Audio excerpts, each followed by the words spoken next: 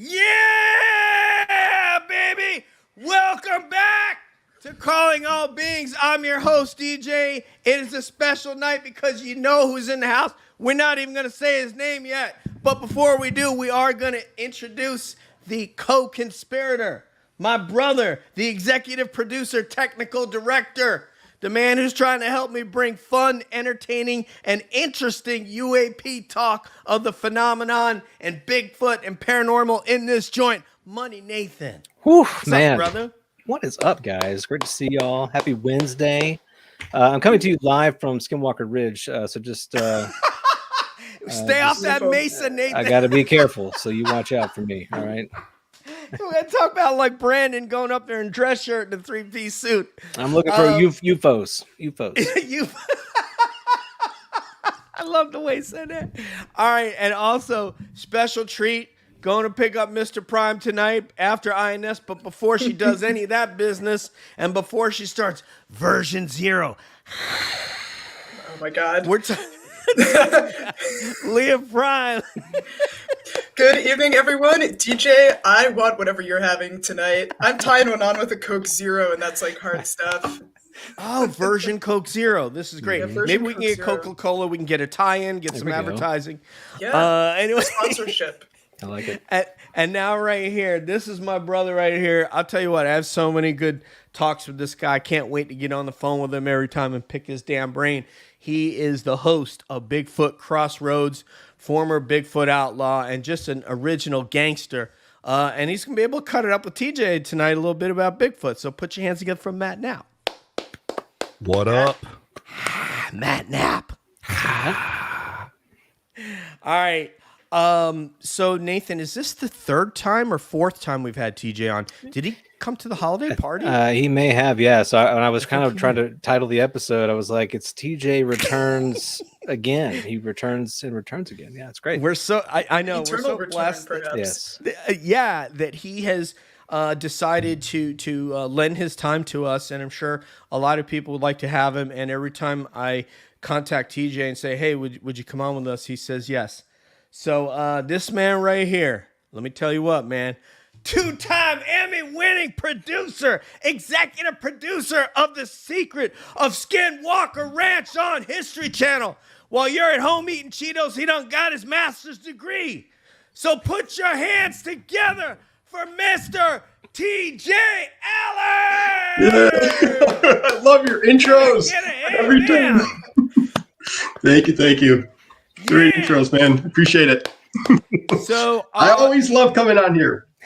Great to have you back. We love having you, TJ. We really do appreciate it, man. Appreciate There's other people. We struggle to get them on. We're like, look, you're going to have a good time. Come on up in here. And Yes, it's like, it's fun. man, So now I assume that what you're going to tell me is hair and makeup just left, and it took them an hour for you to look like this. No, I just got home. What? All over today. You mean I this is just got how back. you look normally?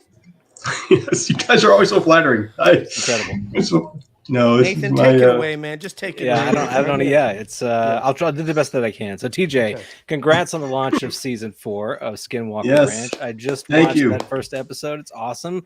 It's great to see these guys back together, the entire team. And, not only is it unique, we talked about this before, to have a show go for this long, but it's also unique to have the kind of chemistry that these folks have together. I mean, they really seem like a close-knit group of people. How hard is it to find this kind of winning formula? It's impossible. It's impossible. When I try to explain the idea of the odds here of this happening, it's like the Powerball, right? It's to work in the industry for so long. You try to get a show on air, and then when you do, you pray that season 1 turns into season 2, and it's like, oh my God, that's the win. And season 3, oh my God, 4, what? Like, nobody gets season 4 anymore, and I'll tell you this right now, the numbers came out, the early reads on the ratings, and we're up from last season premiere.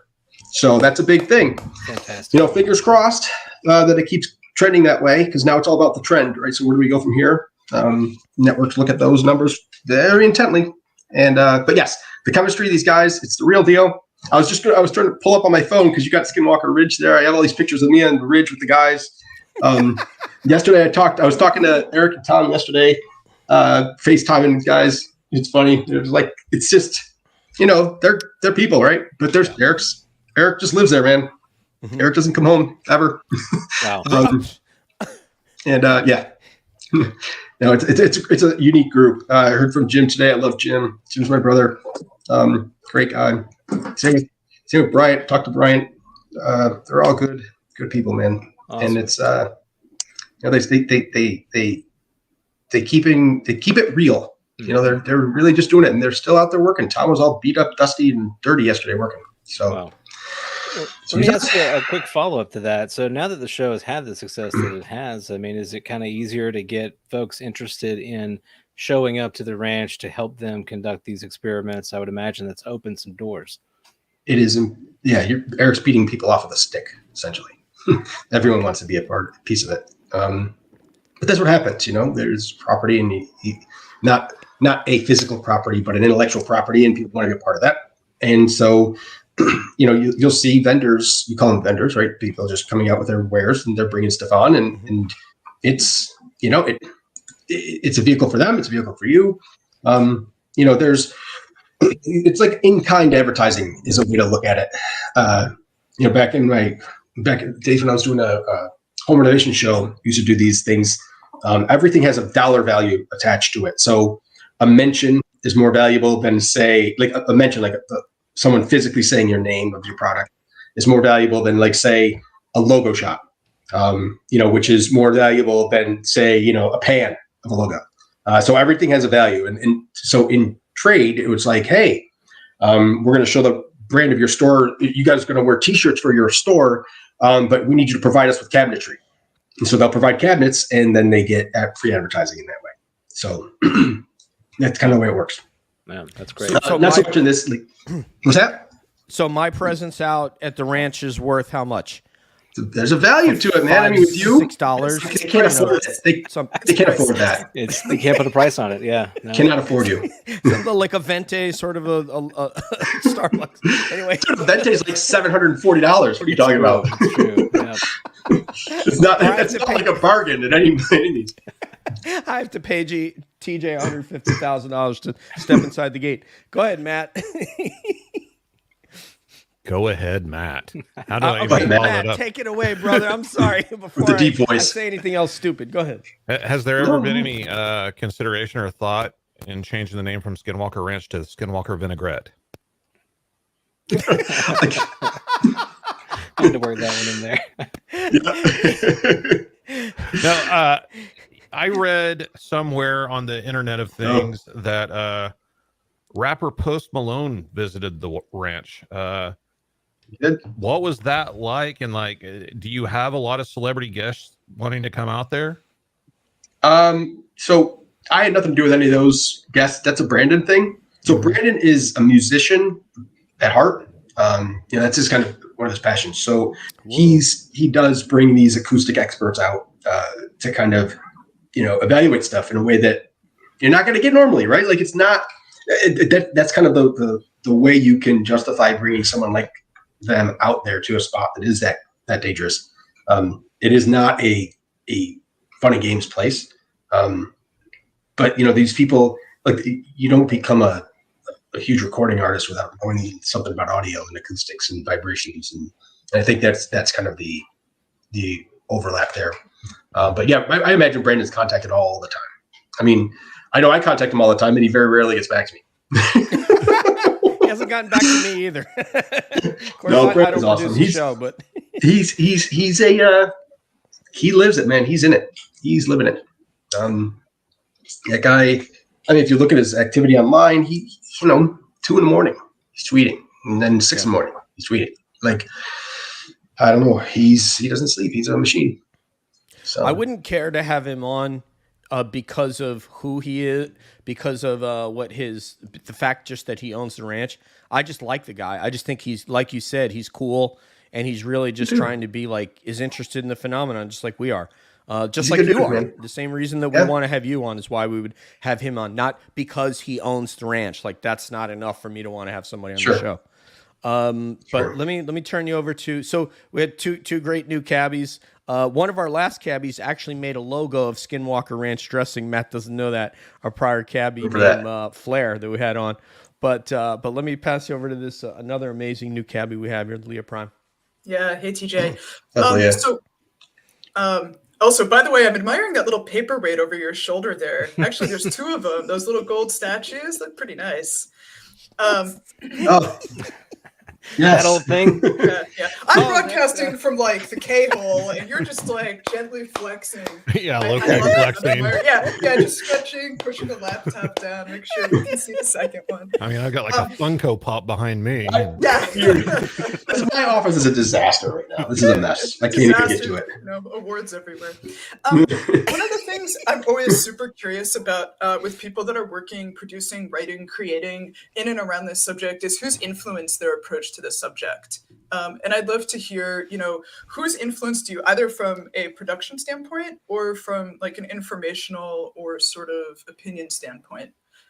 So that's interesting. I've never had that question. I got to be honest, my friends have all been my influences because I look at all of this as, so to be a quote unquote expert in any of the paranormal anything, right? An expert means in this field like that you have full historical knowledge of the stories and narratives.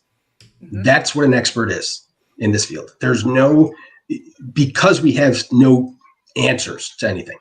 So, and there's good and bad to that, right? So I don't take any inspiration or any kind of, there's never been a narrative that I have followed that I haven't come up with myself. Because all of ours are just as valid as anyone else's. I don't care if you're Jacques Vallée or whoever the heck you think you are. You have an opinion.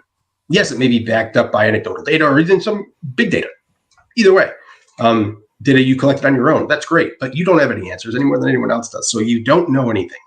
And I've always approached it like that. Like, I don't know anything, and so I am very, very open and objective to all of this. I don't claim any. And I don't discount anybody's thoughts or feelings or experiences. I make room for everyone to talk about their stuff, and it could be just as valid as anybody else's.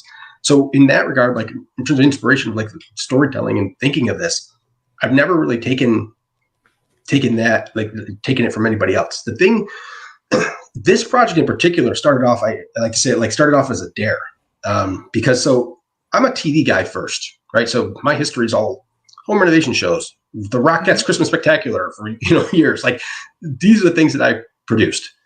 Television commercials, video games, like all of this other stuff. So after pitching a lot and finding, I look at a market, you do like an analysis of a market, and you're like, okay, so what's popular right now? And at this time, Oak Island was super popular. And so with Oak Island being popular, it's like, well, if the way my mind always works is if that, then what else? If that, then what else? And so I take two great tastes to taste great together, right? So I'm like, when I pitched Skinwalker, I pitched it as a paranormal Oak Island, literally a paranormal Oak Island. And they were like, how could you do that? Where could we find that? They're like, there's only two places you could do that, Area 51 and Skinwalker Ranch. And no one's ever been able to get into any of either of those places. And that's when it was like, well, challenge accepted. And it took me 2 years and like a dog with a bone, man. There's no way I was giving up on that. And so once I found an opportunity, I think that the floodgates of information about these topics and how they all overlap with one another hit me in a way that I wasn't expecting.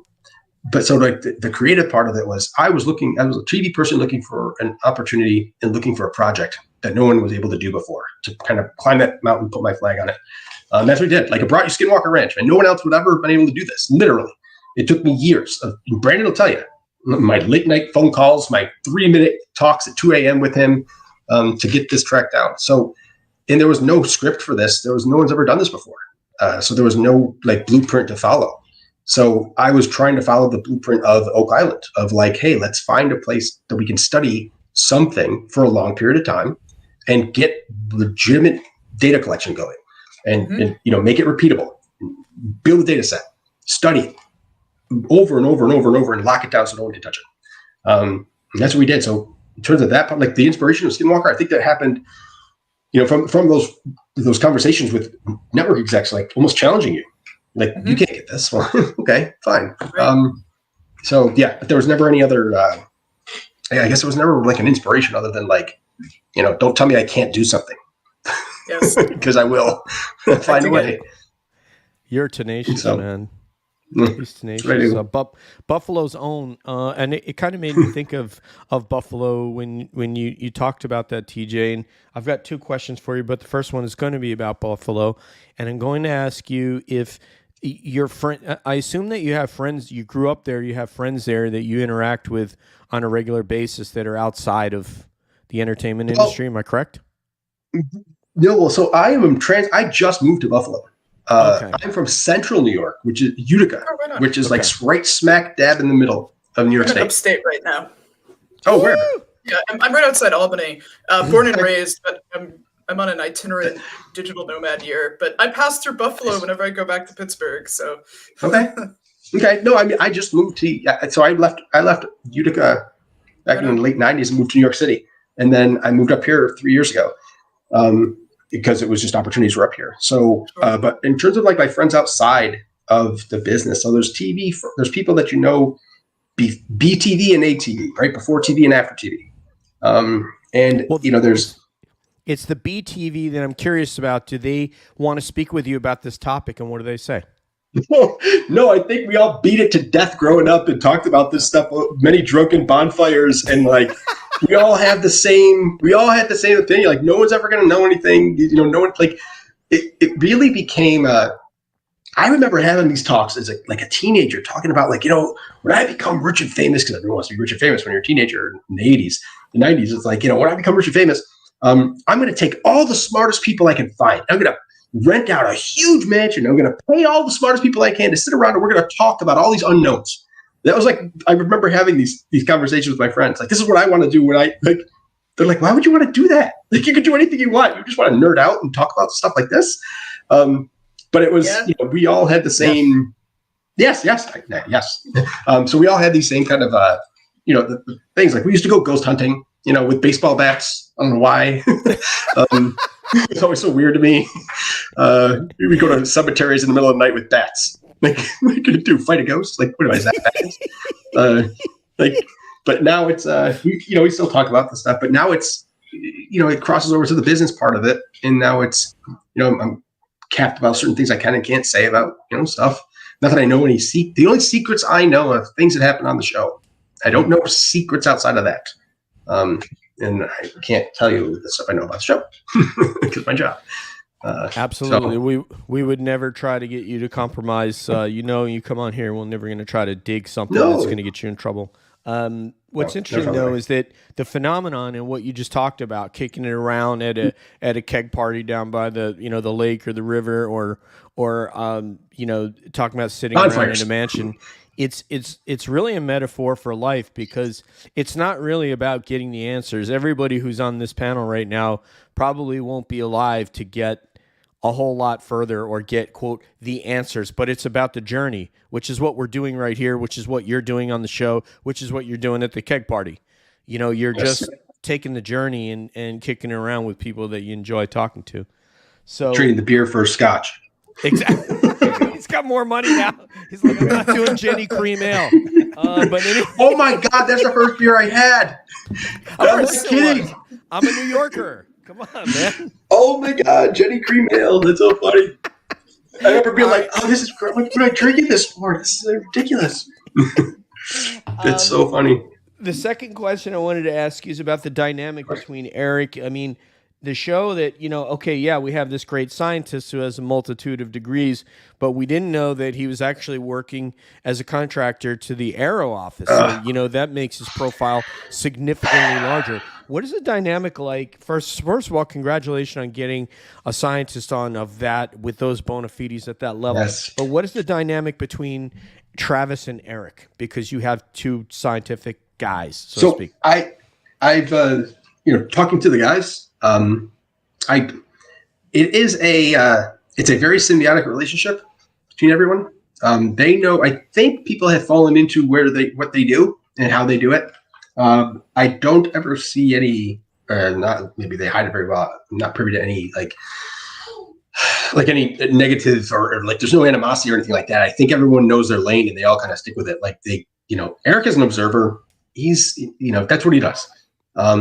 Travis likes to poke shit. Oh, poke stuff. He does, man. Let's fire a rocket into it, see what happens. More. Another one. But yeah, so I think everyone knows that, and they've all kind of settled into their stuff, and that's, you know. So that's my take on it. Yeah, okay. It is. You know, you're not reading any trades about people having fistfights behind the scenes or anything. So that's good. I think that's great. I mean, it appears like there's a healthy respect for roles, and that's all that's important, is that you respect your colleagues and their role, and that they're probably strong in a certain area, which, you know, they all are in an area that somebody else is not. I'm going to pass you to Money Nathan. We'll go through this round, and then we'll start into the fireside chat where we're going to get to hear your topic, and everybody else is going to get to throw a topic. Nice. So please, Money Nathan, take it away, sir. Yeah, I want to kind of follow up on that Travis Taylor line. So it was kind of controversial when that news came out that he would have been on the UAPTF, the chief scientist, and in that first episode kind of spent some time talking about that with the team, which I thought was smart. In what way has that impacted the show? I mean, has there been any other government involvement because of his involvement with that group? What can you say about that? I can say that our ratings are up. And that's great. You can read into that however you want. Viewership, I should say then. So other than just no. I know your question, and I purposely am not answering your question. I understand. You know, there's yes. Tune in this season. Well, let me ask you this then. How would you? The seasons have been, I think, very solid and consistent. So how would you kind of rank this season relative to the others in terms of? You ain't seen nothing yet, and I cannot wait. It is an arc, man. So it's a story arc. You start off slow, ramp itself up. There was a crescendo that happens. There's going to be some opinions changed this season. It's going to be some opinions formed and opinions changed this season. I'm going to leave it at that. I don't think there's going to be, it's different. It's different. I'm excited. I'm excited. I'm curious about what reactions are going to be I think the social reactions are going to be the bigger. I don't know. It's going to be interesting. I'm pretty pumped for it. It definitely went up a level with the helicopter last season, with how the radar altimeter was spoofed, how they then saw the object, I think with a different, they had some sort of optical device on the ground where they could see an object pass underneath the helicopter. That, I think, really dialed it up last season. So I can see how far they pushed the envelope, drilling into the side of the mesa last season, firing up into areas that they thought would be provoking the phenomenon. You can only they're going to go further this season because they're like, we already did that. We're going to dial it up. So, now what? I know. Now what? And we're digging. There's some digging. Matt, as we pass it to you, I asked TJ earlier on text message, had he heard of Bigfoot activity on the ranch? He hasn't, and I feel like I heard that there was. Matt, in with your sources, had you heard of anything prior to Brandon buying it, or had you heard anything about Bigfoot activity on the ranch? You know, years ago, I think it might have been Ghost Hunters, the television series. There was some paranormal team that visited the ranch location on an episode, and they had some activity that, in my opinion, was Bigfoot activity and not paranormal related. I mean, just the classic, they heard something walking around, I think something threw a rock or a stick at them. There were some vocalizations, and it's just all stuff that would classically be attributed to Bigfoot. Outside of that, I mean, obviously the area in general has a lot of stories and history, and there's an individual who I believe claims to have at once lived on the property adjacent to Skinwalker Ranch, who's said some things over the years. But you know, it's all stories. As far as actual reports from Skinwalker Ranch, I'm not really familiar with any actual reports or anything. But there's some activity that could be considered, like I said, classic Bigfoot activity. What's classic Bigfoot activity? Like, what, can you give me an example? Things that, in my opinion, would seem the result of a human, possibly. Smacking on the outside of buildings, objects being moved around property, you know. A lot of times it's associated with a haunting. But if you go in and find tracks, you know, then you start asking other questions. You know, stick structures, formations, things of that nature, strange primate-like vocalizations or human-like vocalizations, you know, classic howls and the siren call that you hear on the internet. It's called the Ohio howl. Had you heard that, TJ? The Ohio howl? I've never heard the Ohio howl. It's Matt Moneymaker, the guy from Skinwalker Ranch. He was, I don't know what his role at Skinwalker Ranch. Obviously, he was the principal behind it, the lawyer from L.A., went to school in Ohio. He's the one who got that recording in like 94, 95, and it's an amazing recording. It's quite powerful to hear it because you're trying to figure out what animal would do that. So sorry to interrupt, Matt. No, you're good. Fire away with your question whenever you're ready, sir. I was just going to ask about whenever it comes to, you know, producing the actual television series. I know a lot of research done in this sort of phenomenon is a lot of waiting game and a lot of time spent with no activity. How do you handle that in producing a series? And do you ever feel pressure to, you know, make things seem possibly more than they are? Or is there enough activity to keep the ball moving, so to speak? No, so just to be clear, so the guys at Prometheus are doing the day-to-day production. Like, those guys are ass kickers and they know what they're doing. Everything is, you know, in television, unscripted television is what what I always call situationally scripted. And so it is you're scripting beats and you're scripting story arcs. And what we have, the benefit of this show is that there are experiments. And so the experiments are going to drive the action. And the result, so you can set them up and there's no need to, you know, what they would call juice something. Like, you know, back in the day, people used to juice shows, and I'm sure that some of the shows people still do. But, you know, there's a few things in this show that make it unique. Like, Brandon has a lot to lose here, nothing to gain. Like, Brandon's money is never going to be coming from owning Skinwalker Ranch. He's made more money than, you know, he's ever going to make from TV. He's already made. So there's no benefit to that. So he has everything to lose. Like, it was a professionally expensive move for him to do this. So you can't, you could never have like things being created or falsified or anything like that, like set up. But the experiments help drive the action. Then the results are where the unknown happens, right? So as you're doing things, it's like, what's the response? And so you can script out the idea of, we're going to run this experiment, this. And I don't even know, like, I'm not part of that creation. Like, I was talking with Eric yesterday, asking him, like, are you this upcoming drone experiment? You know, I still want to know the origin. I was like, was that you, or was it one of the production guys?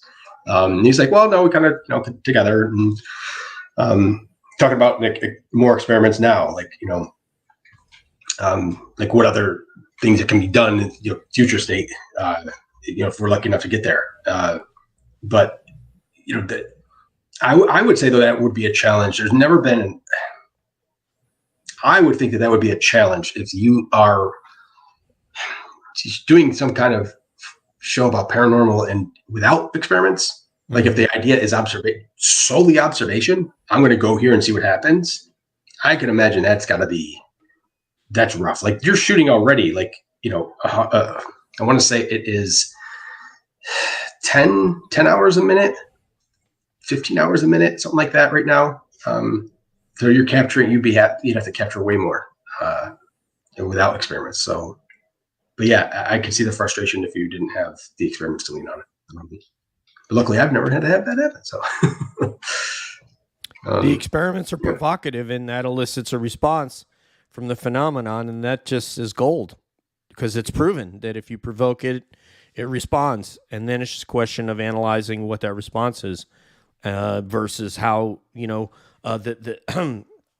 the data surrounding what the provocation was. They analyze the response, and then they can see what they can glean from it, which is it's extremely perplexing. Leah Prime. TJ, you just teed me up beautifully for what I was going to ask.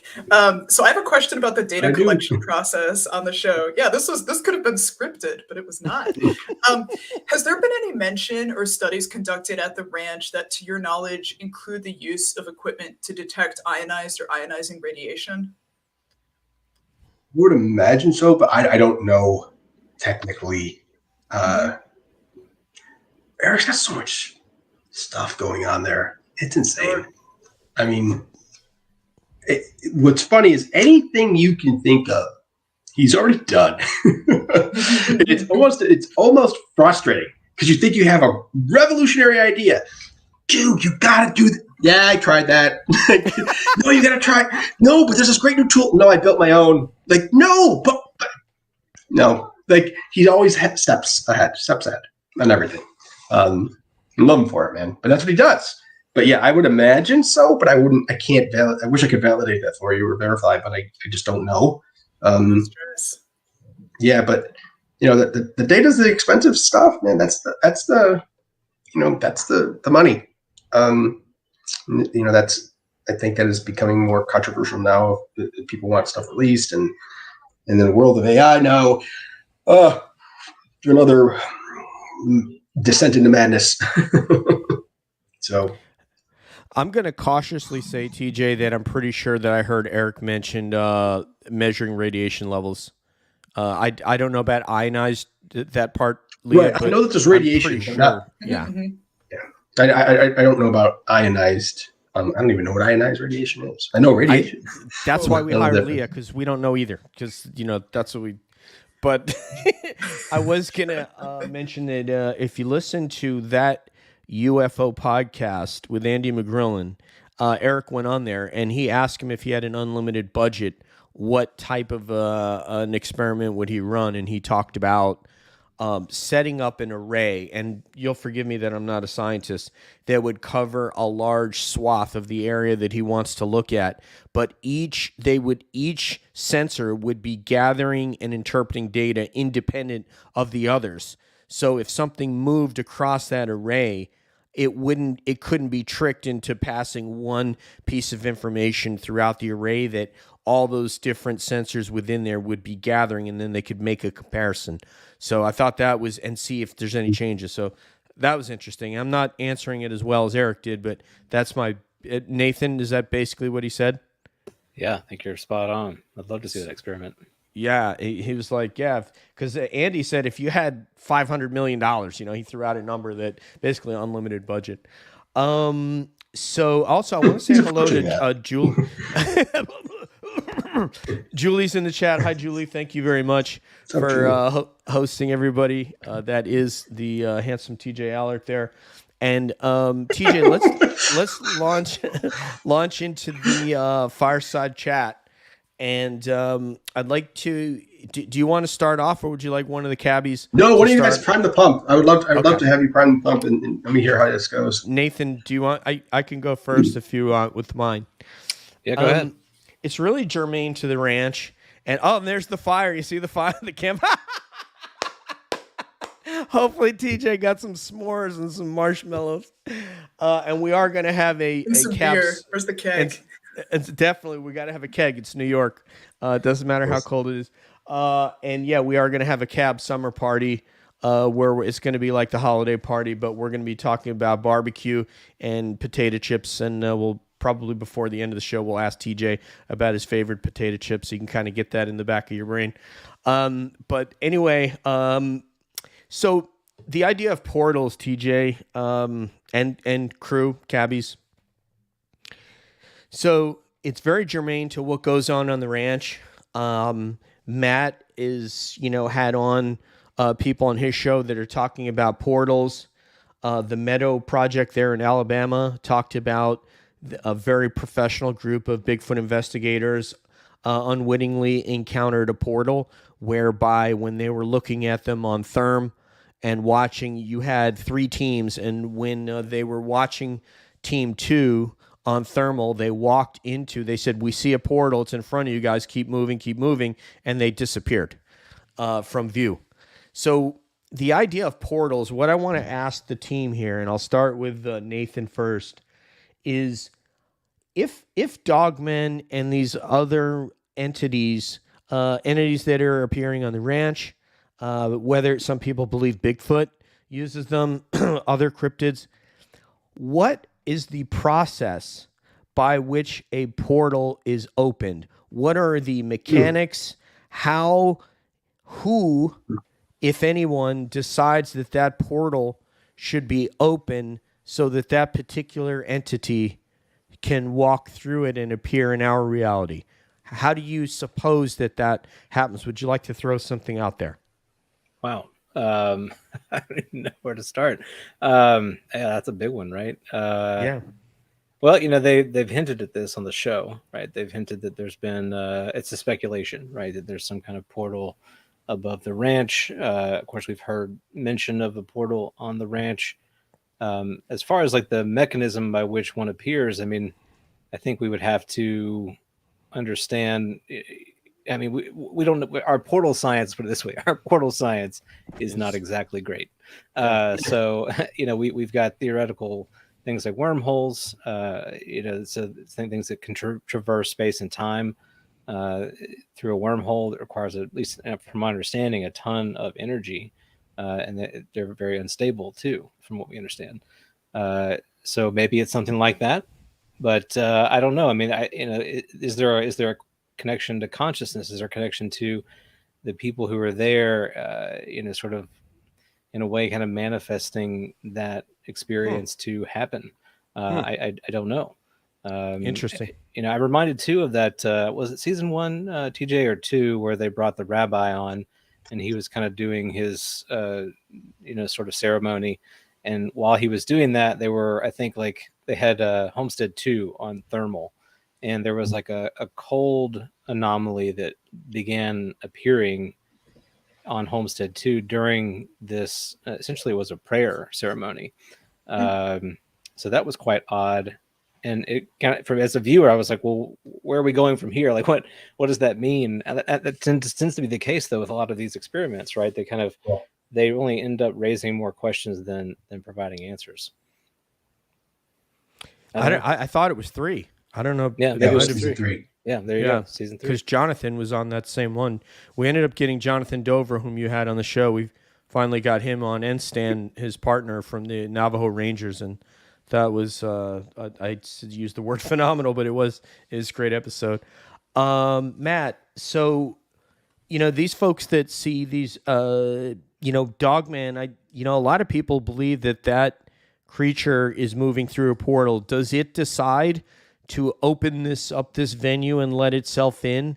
Who do you suppose is the origin of allowing something? Can an entity decide that it wants to appear and it happens, or is there someone else that's pulling that switch? Is there a TJ Allard back there that's opening that portal? Yeah. Simple answer: I have no idea. I mean, because if if something had the conscious ability to do that, then I mean, what are they, God? Are they a type of God? There's something beyond our understanding of science for sure. And then if it does just happen somewhat randomly or by some other methods, whether it be a certain type of geography or something going on that we don't know about or don't pick up on at the time, are these beings just in the right place at the right time? The odds of that seem very unlikely as well. Or is it a combination of things? Right thing in the right place at the right time with the right abilities? Is it, string theory, entanglement, where we're just happening to be overlapping at the right point in time for that dimension to cross over to this one, but then why can't we cross over as well? Why doesn't it's not a two-way street, it doesn't seem, unless you're one of these creatures, apparently. But then, I've heard some pretty crazy stuff out there. There's a gentleman, Dr. Matthew Johnson, who had a Bigfoot encounter, and his views of Bigfoot drastically changed from where they began. And he claims that he has the ability to open portals, and he just uses a red flashlight. So, I mean, I don't know. I did have a theory whenever I was about 12, how people come across these cold spots in haunting cases. And the thought that I came up with then was that those were the spirits actually drawing energy from the area to manifest. And the drawing of that energy created a vacuum. And that's what we were feeling as a change in temperature drop, getting colder. But was it a portal opening into the plane where the spirits, or whatever you want to call them, could cross over? And that's the cold spots that we feel, because a lot of these situations that you spoke of earlier, where they're observing through some sort of thermal device, they see these portals as a cold register and not a warm register, which I find that kind of interesting. That goes with your theory. So you started out with, I have no idea, and then presented an excellent hypothesis. So, well, I don't know. Right. I certainly don't know. Well, none of us know, but that's what we're doing. That's why we're here, is to kick it around. No, obviously none of us know. And we will get to, Nathan, please remind me for the end of the show, we'll get to with TJ about Chris Bledsoe. I'm sure he's familiar with him, but if you're talking, I talked to him last night. Okay. Oh, all right. Well, then we will get to that after we're done with the Fireside. I mean, I talked to last night. Yeah.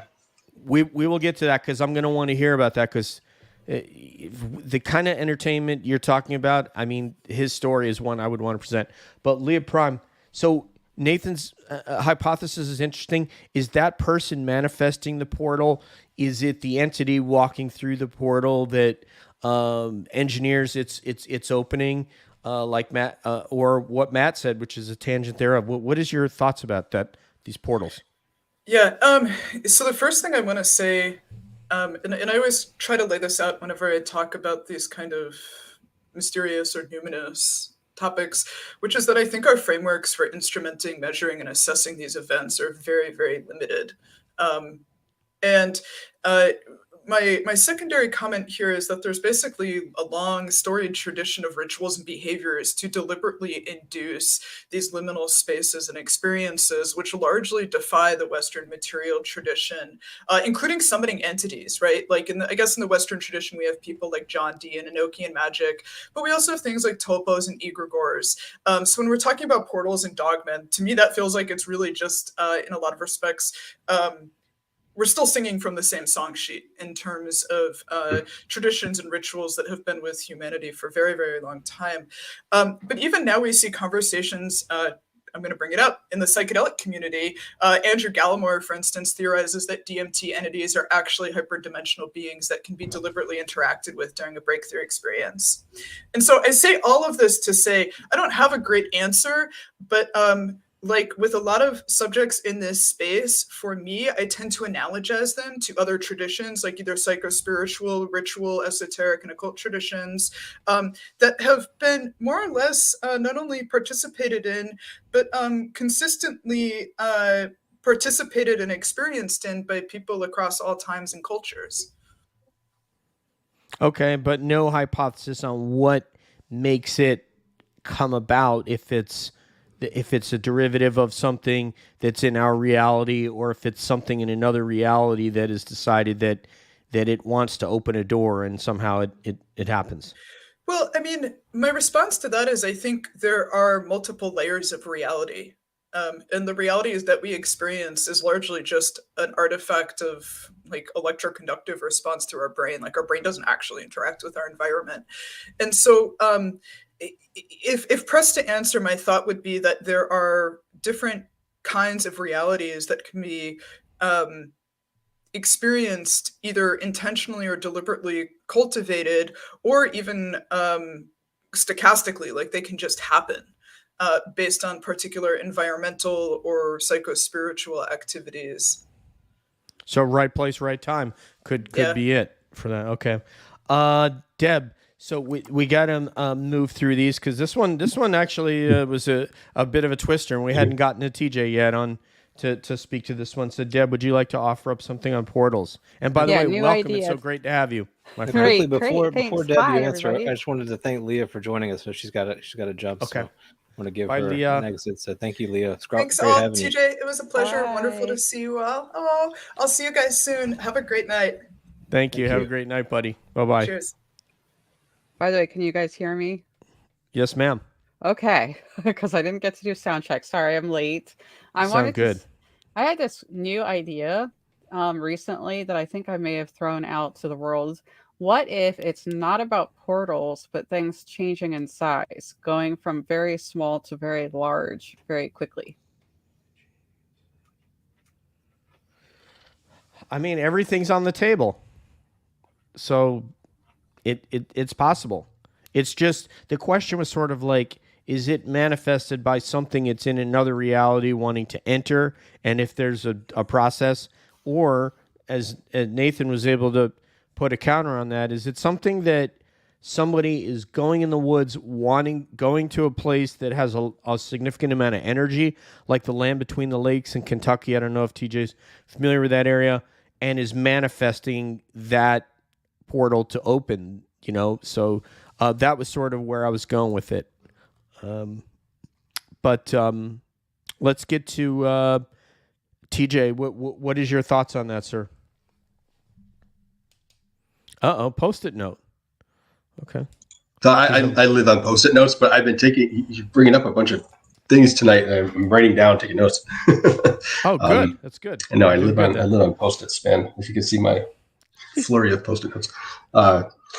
So I can only talk obviously everyone's theories, right? And I've been trying to keep ideas. Okay, so a couple things. So the word portal or vortex still carries a connotation to it that it's woo, right? It's still the woo part that it's hard to get over. It's hard to get past. We have to come up with a better name. It has to have a better name if it's going to ever be taken seriously as a thing, like as a definition, a scientific definition of something. This is my opinion, right? This is the way this is how I see it, because I feel like you hear those things and they bring up preconceived notion of portal meaning transportation, portal or vortex meaning this, that, like that may not be what a portal is. It may not be that. Like, so my experience with it at the ranch in particular, and I didn't even know it was a thing. I had no clue what I was experiencing. One night, late night, I'm out at the ridge. Eric's at the command center. I'm on a ridge with a few people, and start smelling sulfur. And it's like, what the hell is this? There's no sulfur here. Should be no sulfur smell. And Eric is immediately just like, oh, that means that something just disappeared. And so from what I understand of my experience, and the explanation was given to me, like that dissipation of something produces the smell. And so to me, the idea of how it does or doesn't manifest, is it like a tree in the woods? If it falls, no one's there to see it. Does it exist? Like, if we were on the ridge that day or that night, would that have still happened? Is it like an atmospheric burp, so to speak, like a dissipation of energy? And that dissipation of energy is just a natural occurrence. And if these natural occurrences just like any natural occurrence, right? There are environmental factors that make them happen more in one place than another. The ranch may be one of these places where these natural occurrences happen. Now, what comes through or doesn't come through a portal, I don't know if that's even the right term, like going through or coming through, if it's manifesting or dissipating in what you're calling your space, your reality, what's in front of you. Is that transporting? I don't know. It's like, to me, there's just too many. The problem is the words. It's the words that get in the way, because it's, people think portal, oh, I'm going to walk through something and appear somewhere else. What I'm trying to verbalize, I guess, is like, maybe it's not that. Maybe it is it's just natural. And all of these things, this is what I struggle with a lot. Like, we talk about these things as supernatural. There's no super about it. It's natural. It's all natural. There's no super part of anything. It's all natural, and it's just so rare that we don't think of it or see it all the time. And so people are like, oh, it's super, it's paranormal. No, it's normal. It's para shouldn't mean different, like whatever the connotation is. It should just mean very, very rare or very limited in scope of where it can happen. Because what is not natural? How is something a phenomenon not natural? Like, you understand, like, even if it's a human created, it's still a natural thing. A human is a natural thing. Like, because it borders on the thing of magic, and even that, like, that's where I get lost. I don't know. I just think that it is all of this portals. I feel like they're manifested natural. I think it's all just nature. It's all nature that we just don't understand. Whether people can go from point A to point B on it, I don't know. That could be just a different name. Because right here, like you said, nature, that could be a different name for something that, like you said, it could occur naturally, but it's not. I think paranormal, it says here, beyond the scope of normal scientific understanding. So perhaps it is abnormal enough. So even if we just accept at face value what you said, that it's natural, and it in this particular space, it may be more prone to occur there. It's beyond normal. So like in your walk up your brownstone in, Washington, D.C., it's not normal to see some sort of a dogman or something like come out. But maybe if that happened out at the ranch, it would be considered a little bit more normal at this point. So you know what I mean? Like, we're playing with words. Scientific understanding is the thing, because you're assuming scientific understanding is in stone. Like, scientific understanding evolves. So our scientific understanding today is different than our scientific understanding in 100 years. So if we don't understand it yet, it doesn't mean that it's not science. We just don't get it. Sure. Yeah. No, there's I don't disagree with you, but I understand, as you said, the words are getting in the way, and it makes it difficult for people to digest. So, but here's something that's not difficult to digest. It's money, Nathan. He's easy on the stomach, kind of like Fiber One. Yes, man, he really is. You go. That's I never had that before. I like it. TJ, all right. So I know you've got an interest in data. I have an interest in data. Yes. I know you've got a degree that you worked on in that field as well, and you've talked a little bit about AI. Of course, AI is a pretty hot topic right now. Yes. Where is that taking us, in your opinion, in terms of our ability to study things like this, but also just in your industry more broadly? I'd love to get your thoughts on what crazy roads we're headed down here in terms of AI. Man, I have been preaching this. So, oh my God, this is one of these. Wow. So my Fireside also touches on AI, but what you're just bringing out here is, to me, as a television producer, it is changing the game. So, all right. So my T-shirt for the last 20 years should have said, "Whoever controls your pipeline controls your world." I've been saying this since 1999. And what I mean by that is, whoever provides you the service to consume entertainment is the one who shapes your reality. And they will limit or, right now we're drinking from a fire hose. But at a certain point, it's just like the Colorado River. It's all going to be disseminated and parsed out. And you're going to have factions. You're going to have the Verizon. You're going to have the AT&T. You're going to have Time Warners. And all of those will have their own content, which is why you see you see these conglomerates of distributors buy catalogs. So Comcast buying NBC was a great one from years ago, because Comcast has a distribution channel. NBC is nothing more than content. So that was the old model, right? So you have the distributors buying the content. Now, and I'll use YouTube as the example. YouTube is a great example because YouTube has all ends of the pipeline. They control the distribution, they control the content creation, they control the advertising, they control all facets of it. They are still limited by the actual pipeline, but I mean, there's probably, I'm sure Google has their Google Fi or whatever, they'll get in there. So AI comes into play here, because if you think about, and I say this because my son watches YouTube. Well, not anymore. I pulled it away. I'm done with the YouTube nonsense. And it's hard. It was a very hard thing for me to do to him. But so YouTube, you know how video killed the radio star? Well, YouTube killed the television producer. And the reason why is because typically a distributor pays producers, production companies, to make content. Well, I used to have this brain tease I used to do, and I used to tell my friends all the time. We've still never figured it out. Well, we have, but when all the content is free, who gets paid to make content? Well, you do. And when I say you, I mean you, all of you, because you are the content. And so YouTube has destroyed producers and said, if you make content, we're going to cut you in to a small percentage that we would normally pay for producers. Producers get a 20-some-odd% markup. We're going to give you 1% and pocket the other 20-something. So now fast forward to now where AI comes into play.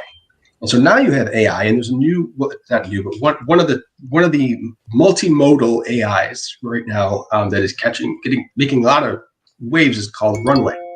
And so Runway Gen 2 is supposed to be an amazing text to video creator. Now, we're going to put all the IP and all of that stuff aside, because that's another nightmare, and that's a 5-hour conversation. But when it comes to making content, someone like YouTube, who currently is the pipeline to distribution, creation and distribution pipeline, why would they even cut a human in anymore at all? So their algorithm determines where the viewership is, and then directs and pumps that up, and then puts the ads on top of that. So let's just say, I've literally been having this talk for a month. YouTube, a hot new thing happens. People pick up pencils and they throw them at the ceiling. Oh my God, it's the hot new craze. Everyone's throwing pencils at the ceiling. Great.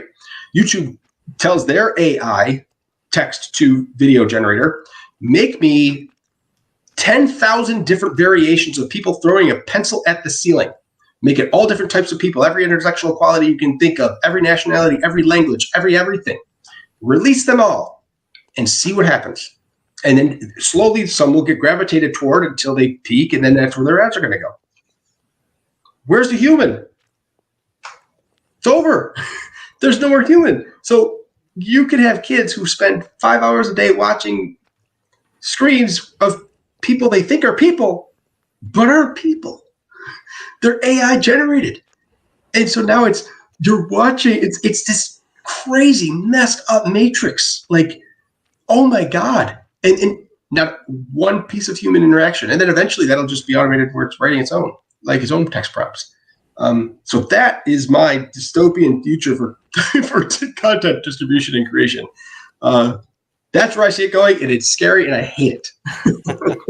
Well, yeah, I see what you're saying there, and it becomes this on-demand, recursive monster, essentially. Like, the more that you watch, the more that you influence, the more that it creates, the faster that it can create, the more iterative it can be. It just this endless loop of you're never getting out again. It's true. I just don't know what we're all going to do for jobs. Now, I want to ask you this: have you used it yet? Have you used any of the tools? Every day, I use stuff So I posted a thing I did online on Twitter. I created a workflow. So I mean, I could talk about AI forever. Right now, though, one of the first casualties of AI will be single function applications. And I proved it been one of the things that I did. So I had an idea where, and it's not unique. No one's ideas are unique. No one's a beautiful, unique snowflake. It's an iteration off of somebody else's. He loves that line. I always use that line, man. Don't fight on. But so what I did as a test is I took a bunch of Legos and I threw them on the floor.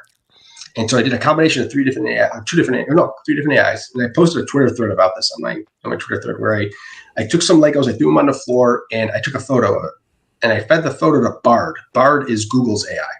And I said, can you identify what these are? And it's like, yes.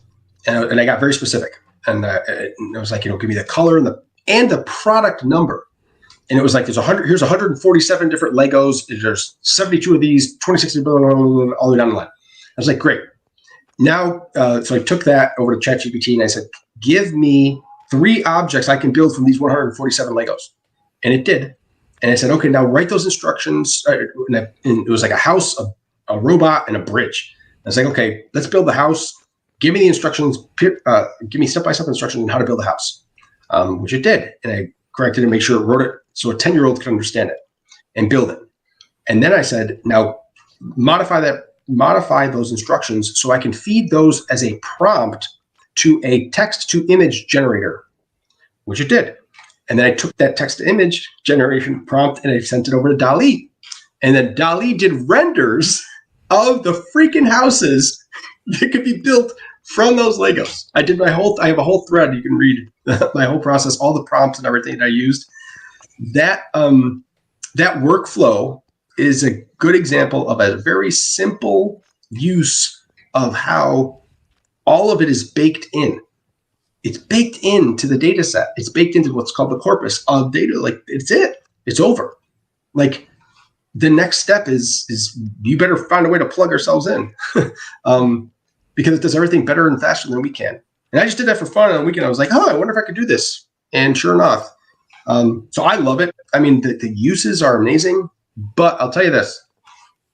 I'm sorry I'm going on these tangents, you guys. I know. I apologize. But you asked, so I feel like I got to tell you. Absolutely. I'm trying to find. My presentation or my discussion of this has been clunky, and I'm still working it out. But what we're seeing now, I witnessed once already in the .com boom, and what was happening then was everyone was like, "Oh my God, we got to be on social media. We have to be online." All of these companies. But they didn't know what they were going to do. They were going to do their thing online, which was advertising. Okay, great. We're witnessing right now, every company and every person believes they need to use AI. But what they're going to do with AI is they're going to do what they're already doing, but adding a layer of AI on top of it. So I'm going to be Instacart, but with ChatGPT. I'm going to be blah, blah, blah with ChatGPT. Great. So they're all forgetting first they're sharing all their data with them, which is, we haven't learned anything. But so this is great. This is the first step. And so what you'll have is all of these single use applications die off. The next iteration is what we can't imagine yet. And so we don't know anything because we have not had it long enough and we haven't played with it long enough or developed anything specifically for it. Everything that's being used with AI existed before it. So we have not figured out anything that could not have existed yet and built it with it. That's where the real innovation happens. And I think of it, I always try to use the equation like the analogy of like a refrigerator or a freezer or some kind of storage device that was created. And everyone's like, oh, great, I can now put my stuff in here. Okay, well, you're putting stuff that existed before the device in the device. What does the creation of that device now allow you to do that you couldn't do before? And that's where we're at, and we haven't figured that out. And I know my description's clunky, but I feel like there's something deeper in there, and some bigger brain person will figure it out. But that's where this is what I see is like we're all just playing right now, and it's gonna happen. I feel like a switch is gonna be flipped, and some people are gonna come out of the woodwork like, guess what I did? I created fusion. I created faster than light flight. I did all this because of AI. AI can do 100,000 iterations of a car design in 10 seconds. You know what I'm saying? Like something like stupid like that. And it's like watch the Animatrix. Animatrix is a good take on it. They when the AI becomes sentient, then. But anyway, I'm sorry. That was my. No, it's great. We're headed for an inflection point. I agree, and it's almost like an alien technology. So we spend a lot of time. That is my question. Right there, you go. Sorry, I didn't mean to take it from you. We spent a lot of time on it. I could just like you, TJ. I could go on for hours on this. Yeah, sorry. No, I wrote a couple papers on it when not too long before I met Nathan, because I graduated just before that. And I'm not a big fan of strong AI or AGI just because the morality factor, and they discussed this on Lex Fridman's recent podcast. They said, oh, well, all we need to do is just have the morality and the thought process, work as fast as the technology is gaining steam. And the problem is, but yeah, that's the problem, because that's not going to happen. I think we've proven that. I got to ask you a question. DJ, sure. Whose morality? Whose morals? Well, exactly. Human. So as which far humans? As allowing it to, giving it access to a lot of things, right? Which humans is the thing, right? It's not being regulated in any way. And I studied some Georgia Tech professor who said that he taught taught AI to be able to play a trick or to deceive another robot in a game that they had. And he said, if you can do that, how would I know it's telling me the truth? It could say, well, it's in your best interest that I deceive you. So I think when you get to that level, I agree that it can do many things. It may find a cure for cancer for all I know, like you said, fusion or a propulsion system that we hadn't thought of. I got that. But I'm talking about when it's just you just sort of release it to do its own thing. I don't trust that the right safeguards will be put in place, that it won't. In fact, experiments have done lately where it started to try to set up chats and do things, and I don't trust it, so I'm not a fan. But let's see if we can draw away from AI and back to the woman who joined us, who you remember from last time, Deb. Yes, Deb. A study of UAPs. Deb, do you have a topic for us to consider tonight? Yeah, so this thing happened today. Okay. It was AI. It was a small little thing. It was a Senate hearing involving, this little thing called Arrow. And I just wanted to, float that around. Some interesting things came up in that hearing, like 600 cases were being reviewed, things like that. And some things that should have been brought up were not. But I just wanted to get your guys' perspective on that, and, the paranormal being part of the government and what that might mean for everybody. Well, let's go to Matt first, and then TJ, myself, and Nathan. So, Matt, I haven't seen the results of it. I'm not aware of exactly what happened, but in general. Yeah, I have no idea what happened. I'm going to give a horrible take. I don't know. They're looking at 600 cases, so that's what? This year so far? Where are they getting the cases from? That's a good question. They did not say. It's a lot more than the 144 that they came up with 2 years ago, though, right? Or was it a year ago when that report came out? Was it late 21? So, yeah. So, I mean, don't you think now that it's become more public and the government, is stepping forward with information and doing these hearings and everything, don't you think that might possibly lead to more sightings and reports of things that aren't necessarily factual or worth entering into the data set? Yeah, I think he actually did say during the hearing that they're working on cleaning up the protocols for reporting, but they're also going to have an increase in that number because they're going to make people report. So there's both happening. But those numbers aren't coming from man on the street. Those are coming from probably DOD sources or affiliated sources, we're going back to Department of Homeland Security, Army, Navy, Air Force, Marine Corps, and then other government agencies. So I don't think that's coming from Bob from Des Moines who saw something in the sky. So that's that's would be my take on it. TJ, what would you like to say about the Senate hearings on UAP today? So I didn't pay attention because I know the result, which is nothing. No, it's nothing. I'm one of those, and I hate to, I'm very vocal about it. Like I am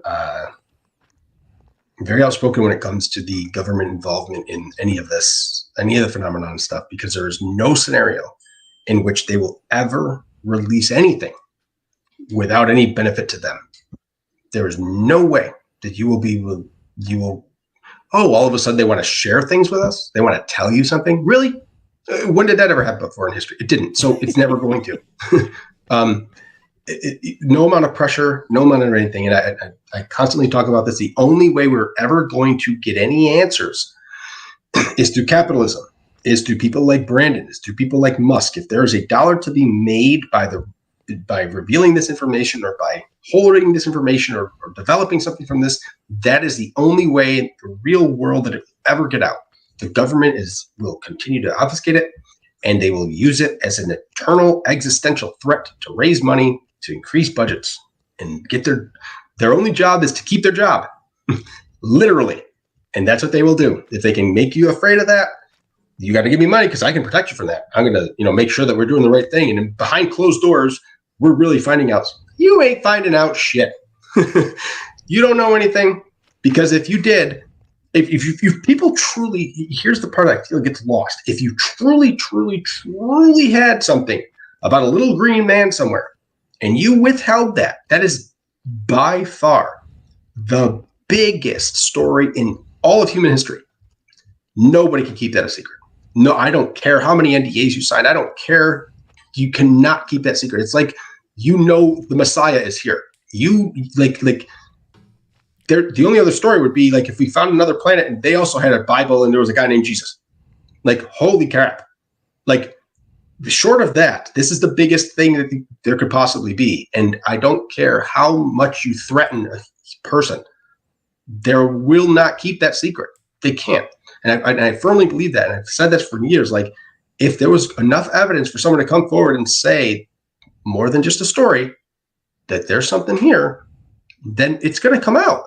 I just don't believe the government for any of this. I can't get behind it. I just think these are more dog and pony shows, and it's no insult to anybody. Like, this is my opinion. I don't know anything more than anybody else. And you can be like, TJ, you're full of shit. You have no clue what you're talking about. Afraid I'm a jaded cynic and I work in television too long. No, I work in the land of imaginary shit. I make entertainment. And I am very aware of my bias. So I get upset with this. I get annoyed at this Arrow stuff. I get annoyed at all these acronym programs that, I make a living on this, partially on this. I get lost with the number of acronyms that there are, and programs that there are, and people that there are, and cult of personalities that there are in this group. And to hear this, another hearing, another great, show us something, for the love of God. And they're never gonna, because there's nothing to be gained. TJ, I'm going to both agree with you and disagree with you. I'm going to agree with your last point wholeheartedly. And these guys have heard me say this. When it comes to hearings, I'm the worst person you want to talk to because I'm the ultimate pessimist. I don't agree with you in the fact about that they don't have anything because they can't keep a secret, because I know people in the government who can have and do keep secrets, and there are certain ways to do that. And there are certain people that will take those secrets to their grave, that take this as their life's work, the way that you take what you do as your life's work, or a pastor, takes. Sure. I don't discount any of that either. Yeah, I'm just telling you, it's my. No, I love that. I don't know that what they have, and I don't know what they're harboring, but I think they probably have. I'll go with what Jim Semivan said, because he knows more than I do, because he had a need to know. Even though my clearance was probably one step down from his, he had a need to know certain things that I didn't. And he says they know more than we do, but they don't understand what this is, and they're at a deficit to try to explain it to the American people. The other part I'm going to agree with you on is it's not in their interest to divulge this to the American people. And the cabbies have heard me say ad nauseum that until you do something to make them move from the position in which they're entrenched, they will not move. They have no reason to move. The only reason that they did move is because of what Lou Elizondo and Tom DeLonge and Jim Semvan and all these guys, Christopher Mellon, and then, you know, a couple All-American pilots, Alex Dietrich and Dave Fravor came out, and now they're forced to talk about it. Now you can't say, we don't know, it didn't happen, we don't know anything about it. You can't say that now because they came out and talked about it. So now they're forced to talk about it in a way that Bigfoot, they are absolutely not forced to talk about it, regardless of the fact that they may have one or more bodies that they've collected from various roadside kills, from various interactions with SF teams out at Fort Lewis on maneuvers that may or may not have killed one, etc. If they have a body, they have no reason to tell you about it, because why would you mess with your REI industry, your Cabela's industry, et cetera, et cetera. There's no reason. Your entire national park system, which is relatively new in this country, if you want to look at it that way, why would you say to people, oh yeah, there's something out there that kind of looks like us, and don't mess with it. It's really intelligent. It's really good at not being seen, and it's extremely terrifying. There's that is not going to happen on a podium unless they're forced to talk about it. So, and that's what people who are out hunting these things, literally there are teams of people that spend months in the woods that have shot at them, trying to kill one. Find one and I'll make you famous. I will make you famous. Bring me a corpse. I will make you famous if you bring me a corpse. Bring me a corpse of a Bigfoot, and I will get you a TV show. You will be world famous. And I'm kidding. I'm not kidding. I know you're not. You see me on Twitter Spaces. I do this stuff on Twitter. Like I spend way too much time late at nights on Twitter Spaces mining for this. I look for this.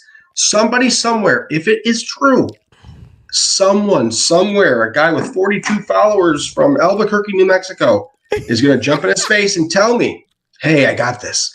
I've talked to way too many people who say they have stuff, and then they always fall apart when I'm at the end. TJ, we're in a perfect pivot point here to let Matt tell you what he knows about people, groups that are out there hunting. So, Matt, before you present your topic, could you take it away and just shed some light on this for us? They're idiots. I mean, but could you expound on how many? Fade to black, TJ. And scene. Thank you. Have a nice night. Try the meal. No, I mean, is that Marsala or Parmesan? Doesn't matter. Yeah. Go ahead. Yeah, right? That was great, Matt. TJ had me sold on, jaded cynicism. I was like, hi, I'm your Bigfoot counterpart. Spirit animal. I understand the frustration completely. How many times have I tried to follow that string just to get it yanked out of my hand at the last second? Surprise. Sorry, I'm scared. Fumbling. Yeah, they start fumbling. Things go south. Oh, the body disappeared. I don't know.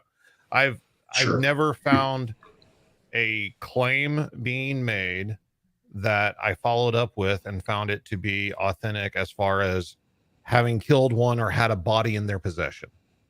I did have an individual who, we were set up to make it happen.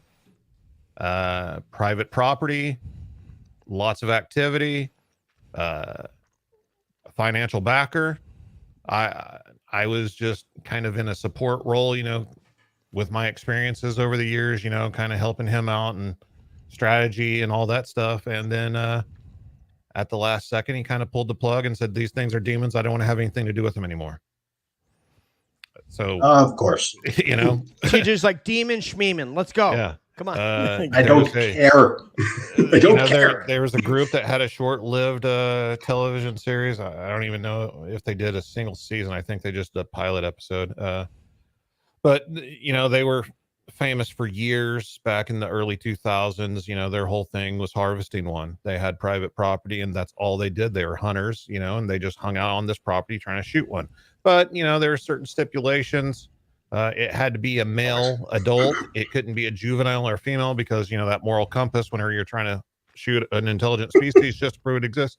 And there was a claim that one had been shot during an organized hunt, but they were unable to retrieve the body. Supposedly they were able to recover, bloody tissue and hair and all that, had a whole bag full of it.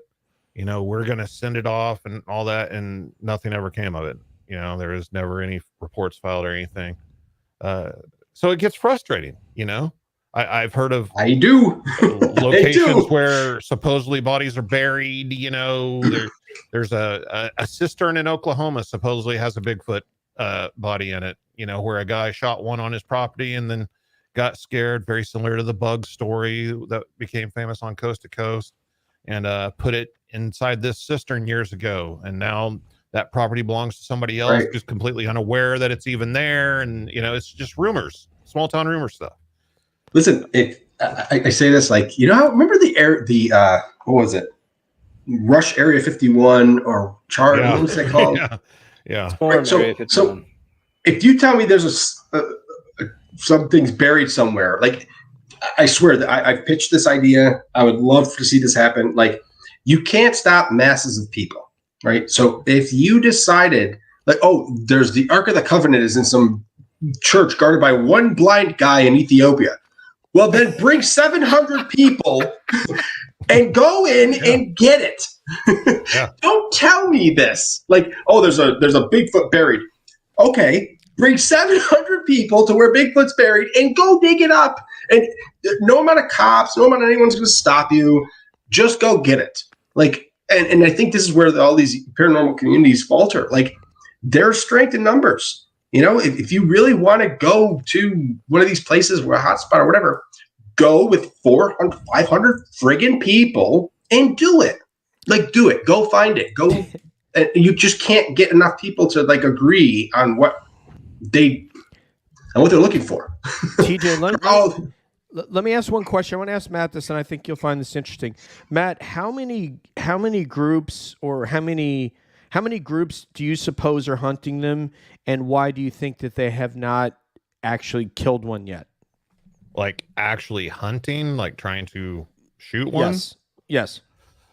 I mean, there's at least, to my knowledge, there's not very many, to be honest, but there's at least 2 or 3 right now. Comprised of how many each? That actually get to go on the hunts. Yeah. See, that's the problem right there. Ego comes into play, as it always does. There you go. The speculation of, well, if we do actually shoot one, who do we want to split the money with? Who do we want to? What money? Well, that $1 million bounty that's on all of their heads that everybody just. After taxes at $648,000. What? But like, let me put it this way. So I was a good 15 years deep into this at the point. Pretty well known. Was fairly good acquaintances with people involved in the top level of a group that is actively trying to kill one.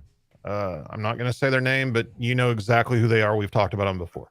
I do. I'll tell TJ off air. I looked into joining this group at the time. You had to pay them money to join, which bought you access to their message forum, where you could interact with them on the message forum for a year. And then after a year, one of the top tier members could choose to nominate you for membership. And if they chose you to be nominated, then they would vote on you. And if you passed the vote, then you could join them out in the field by invite, not just automatically. Nathan, does this sound like the skull and bones of Bigfoot? Thank you, sir. May I have another? This is Scientology? Yeah, it's crazy. It's absolutely crazy. You had to pay, then you probably had to pay to go out in the field. And then you had to pay to get the special goggles that would only allow you to see it. And then you had to pay to get the special bullets that would only hit it and nothing else. It's just more and more and more and more. And then we have to do how this person wants it done. And that person usually thinks their idea is the right one, even though they're completely unsuccessful all these years. And it's just a lot of tail chasing and egos and, as we say in Oklahoma, pissing contests. They spend months in the woods. When they go out there, they don't go for weeks; they go for months. Am I correct, Matt? Yeah, but I mean, okay. Why are you even calling yourselves experts or hunters or anything at that point? Yeah. I've encountered a bunch of these groups, but I don't find them as groups. I always find the individuals, and that's what the most compelling stories to me are the individuals that I find. I had mentioned one about a guy earlier on, like, you know, the one that always sticks out in my head. Like, I didn't realize in southeastern Oklahoma that it's like a hot spot. I didn't know that southeastern Oklahoma was a hot spot. And this guy who was like, they were hunting, they were taunting him and his family, and then he moved his 2 daughters and his wife to Texas, and then he set up like a freaking Home Alone booby traps all over his property to try to kill these things. I had a cop that was going to come on camera and go on the record saying that this has all been happening and all this. Like, the Bigfoot stuff is interesting, but it's never proven. Like, I you know, it's another one of those things, man. I just don't know. Like, I need to see it. Like, just, we can't all be hallucinating. You know, not everyone can just be having the same hallucination. So Matt has seen them, TJ. Yeah, Matt has seen that's where I believe you. That's where I was. You know, I'm a skeptical person, and even now I'm extremely skeptical. I think DJ gets irritated at me sometimes because he'll call me up and be like, "Have you heard this story?" And I was like, "Yeah, that's BS. Don't listen to it." I don't get irritated. But I mean, like, I had to go out there and see for myself, like, what is going on? This can't be true. This can't possibly be true. And I went out there and had my life changed forever. And here I am 20 plus years later, still talking about it on a daily basis, you know, talking about it right now. But after all that time, and like you were talking about experts, knowing the history and all the anecdotal stories and everything, with all that information, knowing the entire history, I'm not any closer to an explanation than I was before I ever saw one. Right. And to me, that's the real mystery behind this thing. Because if these things are just some undiscovered primate, like, you know, the mainstream thought process is on them, then we would have something by now. Surely. Surely we're that capable. I mean, there is a gentleman out in the Pacific Northwest who is a billionaire, who has financed groups and hunts and thrown money at this thing for years and years and years. And he's not the only one. There's another billionaire from Texas somewhere that I heard about that does the same thing. So even with the money and the manpower, it still doesn't happen. Because they're doing it wrong. They need TV people. Well, they're really pressure to get something made. They're really, really smart, and they know the woods the way that you know the inside of that office that you're in right there. That's their home, and they're very, very good at hearing, using all of their senses to stay away from you or scaring you when they want you to back up and head back to your car. The thing that really bothers me, Matt, you know, yeah. With TJ, like, you were saying, like, you know, we can interpret it, we can decide, like, you know, people can think like, oh, they do know, or they don't know these things. They do know these things. They know the woods. They don't know the woods. You know, it's all speculation. What I find, one of the things I find most irritating about any expert in any of these fields, especially the Bigfoot one, is when I hear stuff like, well, you know, females live to be about 140 years old, and the child is like 70 pounds, and blah, blah, blah, blah, blah. What? It's absurd. Shut up. You're a moron. Don't tell me these things and expect me to take you seriously. I get very, you know, I'm very open about all this stuff. Like, I will listen to everybody tell me their stories. But as soon as you try to piss on my leg and tell me it's rain, you lost me. I agree with you, TJ, and I'm just gonna. And again, Matt is the expert in this, and I'm not. I'm a novice and a newbie. But if I were to put a potted cypress tree into your office right there, when you walk in, how long would it take you to notice that potted cypress is there? Is this a trick question? Am I missing something? No, you're not. Of course I would notice it. The first thing exactly. So the first thing would happen when you'd open the doors, you'd say, oh, somebody put a potted cypress in my office. And that's how Bigfoot is when there's a trail cam or there's something that's inorganic that comes into their environment. Whether it's a vehicle that pulls up, they can hear you coming down the dirt road, parking the trailhead, slamming the doors, setting up camp. Interesting. All these things. Yeah. So what do you think about the Canadian government when they were going to do that blimp project, the heat sensor blimp project? You can read about it. Matt's, you know about that? Of course I do. Are you kidding me? Like, what happened to that? Like, okay, now that's out of the box thinking. But is it? I mean, it had already been done years prior to that. It had been done on a television series, as a matter of fact. You know, and that was, again, problems with humans got in the way. In the project, always true. A good plan on paper, but wrong parties behind it, I guess, or involved with it, and it kind of just fell apart before it ever really had a chance.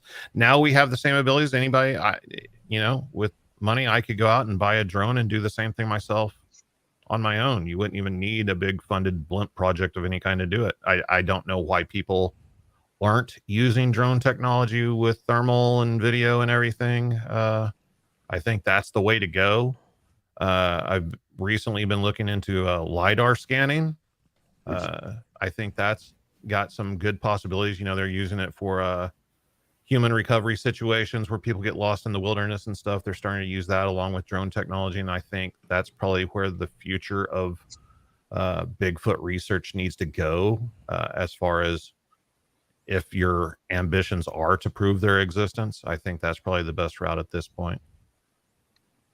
What about those? What are those satellites called that you can buy? Satellites? I'm not familiar with that. CubeSat or something like that. CubeSats. That's what I was. Yes, I was actually. Yes, CubeSats. I feel like that's a tool in the toolkit that hasn't been explored for that hunt yet. I mean, they're low orbit satellites. Mm-hmm. You can have any kind of sensor on if you had enough money. Right. This could be a whole discussion as to why people that do see him aren't able to capture him. I mean, Matt has been there; he's seen other people and not able to capture it on film, which is a whole nother discussion. But and Bigfoot is, I mean, it's just a fascinating thing. But what I thought, I want to make sure if anybody else has anything else, but I did want to hear your thoughts about Chris Bledsoe, because Nathan's neighbor there in North Carolina from Fayetteville, he is probably the most well-known, most credible person who has interacted enough three-letter agencies, incredible people, scientists, types have been down there and visited with Chris Bledsoe. And so what is your interaction and your thoughts with him? So, I mean, Chris is like straight up dude, right? Like that's the best way to describe it. And like I said, I talked to him last night, but I was on a Twitter space. Man, I want to go into this, but I don't want to go into this topic. There's a lot there. I don't know, like he's a. I remember contacting him just as this whole everything was starting, thinking like he is another. There's another narrative to be constructed around all of this. I understand if there's an angle, you don't want someone else who's potentially looking at Chris Bledsoe to know what your angle might be for a project. I understand. Is that what you're... That's okay. That's okay. Yeah, there's. I feel like there's stuff there like that. I just, I don't know. I know I'm not a beautiful, unique snowflake, but there's sometimes I'm afraid to put out. Say things that I feel might be a little bit more unique or a little bit different than most trains of thought. Shoot, I feel like I'm on the spot, and I should give you something else, but I don't have anything to give you.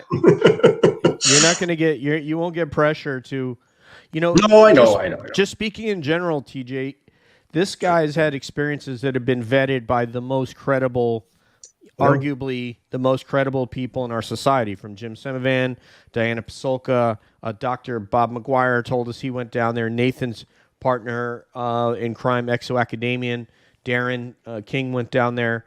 And people just go down there and have experiences. You want to talk about portals opening up, and you have a guy from the CIA saying something opened up and like some sort of a white bull and then a white lady popped out in this backyard. You're like, what do you say to that? I'm like, what do you make? Yeah, what do you make of that? Like, what are you supposed to do with that? Nathan, this is you, man. I mean, right. Like this ties into everything we just talked about, right? There's weird stuff happening in reality that we share, and it happens to people that we know, people that we encounter. They're real people. They're credible people from all walks of life and all parts of the world and all kinds of cultures. Weird things happen, and they don't fit into the conventional buckets that we like them to. Right.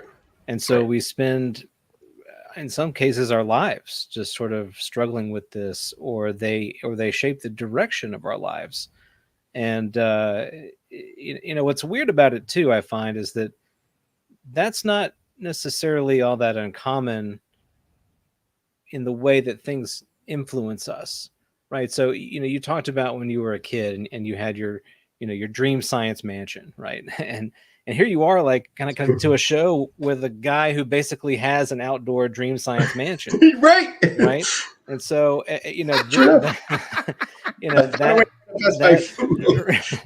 that little vision, like, influenced your life in a way, right? And I could probably go in lots of. I've never thought of that, dude. On that, it was awesome. I've never thought of that. So we have, and this happens to us in many different facets of our lives, right? So the person that you end up with, whoever your partner is, the person that you feel is your best friend, or the work that you do, or places that you want to go visit. All of these things kind of start out as this, almost like they appear out of the ether in your experience, but they motivate you and they guide you and they draw you into their presence in a way. And so it's just that these particular things that we've talked about on the show, they stand out because not everyone has those experiences. We all have the former, but we don't all have what we just talked about here. But is there really a distinction between them? I think that it's just that the ones we talked about that we kind of share, like, just really common. But the ones that are unique, I mean, yes, they're unique, they're different, but they're happening, as you said, TJ, not in the supernormal, not in the paranormal, right, but in reality. And so it's just, they're way harder for us to get our arms around, box, and figure out. But I do think that they help define the possibility space, right? And this is what's always been true about human sort of discovery and the advancement of our knowledge. Like, things happen to us, and we start asking questions about them, and then we start forming hypotheses, and we start testing things, and then all of a sudden the thing that was like completely baffling us, like germs, for crying out loud, we figured what germs are, and here we are, like, we're thinking like those idiots back then, they didn't know what germs were. Well, I mean, that's where we are now. There are things in our reality that are interfacing with us, and we're just given this task. It's almost the task of our generation, right? To push this knowledge forward in a new direction, to where our future humans will look back and go, wow, those idiots, they didn't know about X. But man, they pushed us there, and I'm glad that they did. And they're going to have their own, stuff to figure out. Yeah. I think that we don't need to struggle with this. There are things that you have to struggle with your taxes, and your taxes aren't particularly fun to talk about. You have to struggle with your business. Sometimes you struggle with family and raising children, etc. Just life can be a struggle. But in analyzing the phenomenon, we don't have to struggle, because I don't have to define it. And I don't care what word you want to apply to it, whether you want to say it's natural, whether you want to say it's paranormal. It doesn't matter. It's just fun. Let's have fun talking about it and hypothesizing about it without making it a struggle, because we're not going to define it right here. And frankly, the government, as Jim Semman said, can't define it.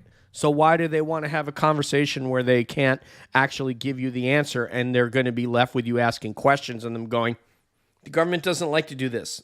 I don't know. We can do that.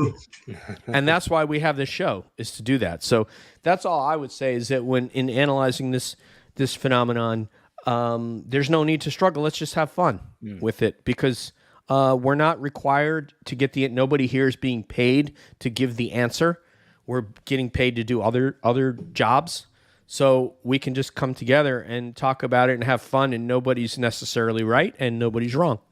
Deb, but where I do struggle, DJ, yes, is if I have $5 and I'm at the grocery store and I've got to go to a barbecue, And I'm going to put this to TJ. I want his response. I'm dying to know. You've only got $5, and you've got to go to a barbecue, and you know there's a lot of people there. Some of whom you know, some of whom you don't know. And they said, TJ, we need you to bring some chips, right? So you're at the chip aisle. You know, what do you do? I mean, do you go barbecue? Do you go just standard? Do you be the guy that brings weird flavor nobody likes? What do you do there? Huge supply of chips. $5 doesn't get me anything. It doesn't. We'll give you 10. Yeah, we'll bump the Marty to $10. I am a chip snob. I eat for my birthday. My wife and my son got me 10 packages of Pringles salt and vinegar chips. All I will eat, Pringles, because the reason why is because there's uniformity, and I don't have to worry about a whole bunch of air in a bag or chips that were stuck in people's fingernails when they reached in and then they grab them and they go like this in the bag, and then you go and grab the chips again. No. Pringles. Pringles are the perfect chip, and salt and vinegar is my favorite. This is like a window into TJ's soul. This is emblematic of his personality.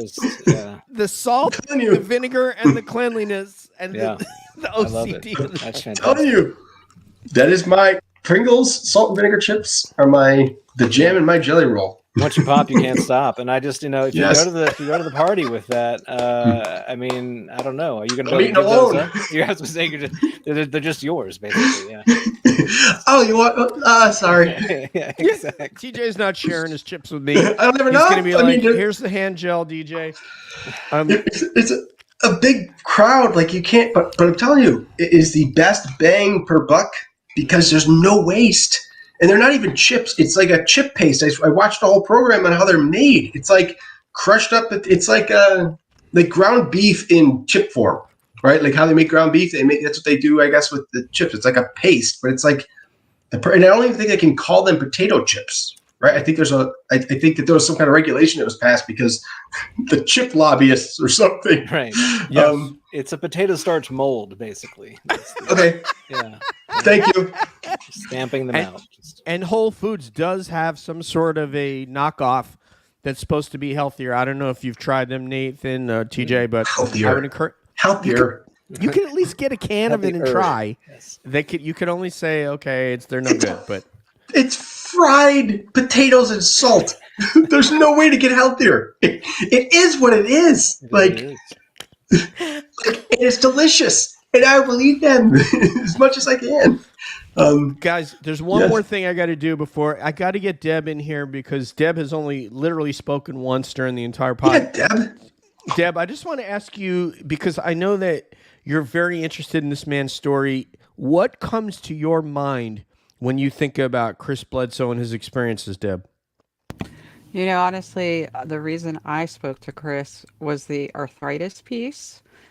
Because no, seriously, that was very interesting to me on many levels, not only because I actually have St. Francis as a statue sitting on my porch, and that was a weird thing that got brought up into the whole story about it. And then the fact that I have arthritis. So I reached out to him about that, and there's a whole component related to him healing people and things like that is really intriguing to me, and I would like to have more conversations with him about that in the future. So the healing aspect is the most interesting to you of everything that you know about him? Yes, because it's actually usually the reverse when it comes to the phenomenon. People are getting hurt or sick, etc. It's kind of unusual. For him, it's healing. Things are healing. So that's what intrigues me. Listen, he's always online. Like I love the Twitter Spaces. And he's on Twitter Spaces a lot. I mean, you'd be surprised at all the people you can interact with on these Twitter Spaces. Like Twitter Spaces is really starting to come into its own. So I want to interact with him on this show, TJ, and I have been largely and highly unsuccessful in getting him on here. So why? Just tell him. I don't because he doesn't. I have whatever the emails, DMs, every way we've tried to get a hold of him. I don't understand people. You have so much fun on the show, dude. You know. I just don't get people, man. Like that's weird. Just Yeah. go on a show. Like, what are you talking about? Like, be happy that people want to talk to you. I don't know. Maybe he hasn't seen it, and his management is the only one who's seen it. I don't know. I haven't personally. I don't have a way to get through to him, but I know he would have all kinds of fun on here. We talk about his favorite chips and his barbecue, and all that stuff, Carolina style barbecue. But nice. Anyway. Whoa. Yeah, we started something here. Okay, guys, I have to tell you something. I have this urge to tell you. I made up a chips joke because of this show. Like, it just like kept rubbing off on me. I was chatting with a client and I said, okay, what type of chip do poor shoes like the best? Yes. To what? Poor shoes. What kind of chip would poor shoes like? What kind of chip would poor shoes like? You ready? Fritos. Yes. Fritos. Another chip that, by the way, I love, overly salty corn chip that I could eat for hours. Matt, I'm sorry, you wanted to deride me for barbecue before we say our cabby goodbyes? You're good. Okay. You're good. You can tell me something about Oklahoma barbecue. Okay. I'm not gonna say no. All right, let's go with your cabby goodbyes then, please, sir. Battle. Yeah, it's been awesome. I've thoroughly enjoyed it. Man, I want to go off on an AI tangent now. So thanks for that. But yeah, thank you so much for coming on and giving us some of your time. Of course. You're doing some amazing work on TV. I've enjoyed it, and looking forward to your continued work at Skinwalker Ranch. Awesome. Thank you. Thank you for supporting it and watching. Appreciate it. Debs. I met Brandon very recently at a conference in New York. Yeah, I saw pictures. Did you put pictures? I was there for that. Yeah, and I'm happy to say that when I mentioned your name and that you'd be on the show soon, he just lit up, and that told me a lot. But I already knew how incredible you were, and we are always blessed when you come and talk to us. And when I get a chance to communicate with you, it's amazing. So thank you so much for everything that you do. Thank you. Thank you. Yeah, TJ, I feel like you're an honorary cab member at this point. You've been on the show many times. We're very grateful for every time that you appear. I just love your openness to the conversation, the community. You're a genuine person, and that means a lot to us. And I can see that it comes out in your work and what you pursue. And, I thank you for that. The chip thing, I don't know if I can get behind it. I just personally am not a salt and vinegar kind of guy. Salt and vinegar guy. I'm just not. Pringles I'm cool with. But, yeah. But the next time I see you, Pringles, salt and vinegar on me. So awesome. I'll hold you to it. This is great. I echo everybody's sentiments, TJ.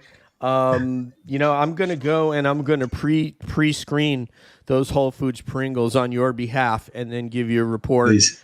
And TJ is awesome. Last summer, I was down in Tampa to work at CAE for a little bit, and we had to talk about some prospective guests. And he actually took a phone call and educated me on some stuff.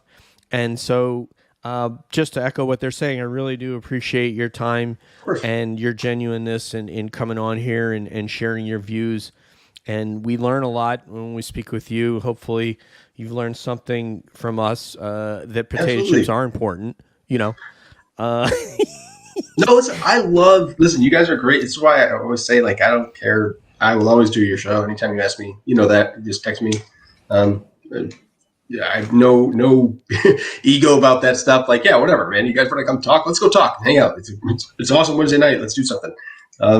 That's how I look at it. It's like anytime you can share with people, and talk about stuff you like to talk about and exchange ideas. I love that. And this fireside chat, this was great. I think this is a good format for you, kind of getting a round table and letting people kind of throw ideas around. I like your format. This is good. But no, I appreciate it. I look forward to this anytime I can. And I don't do many. I truly don't. And it's not because I don't. It's like, listen, people ask me to do stuff, I'll do them. But I mean, you guys have always been great, and I'll make sure that when you text me, I'm like, oh shoot, I better get back to it quick. That is it's so awesome, man. I feel much more important than I am that you do that. And please tell your family thank you for letting us borrow you for a couple hours here. We really do appreciate it. And we will send you an invite when we do the summer party, where we will be dressed in barbecue attire, and Nathan will have a barbecue background up there.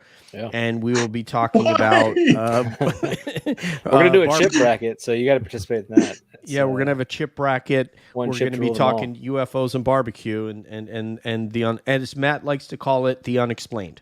So I love it. So on behalf of TJ Allard, Matt, Debs, Money, Nathan, this is DJ saying peace out, one love. We'll see you down the road. And as always, the cabbies are wondering what's up around the bend.